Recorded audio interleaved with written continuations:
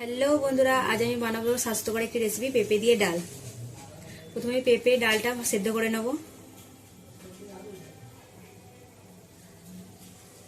ডালটা আমার সেদ্ধ হয়ে গেছে, এবার আমি দিয়ে দেবো নুন, হলুদ, চিনি, জিরে গুঁড়ো দিয়ে ভালো করে নেড়ে নেব।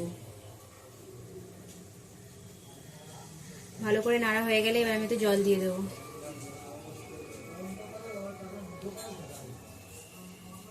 জল দিয়ে এবার আমি এটাকে ঢেলে নেব, দিয়ে আমি এটাকে ফোড়ন করে নেব।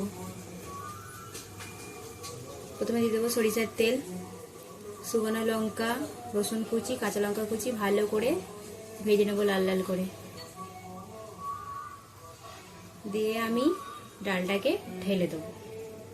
ভিডিওটি ভালো লাগলে অবশ্যই একটি লাইক করে দেবেন আর চ্যানেলটিকে সাবস্ক্রাইব করে দেবেন। কমেন্টে জানাবেন কেমন লাগবে।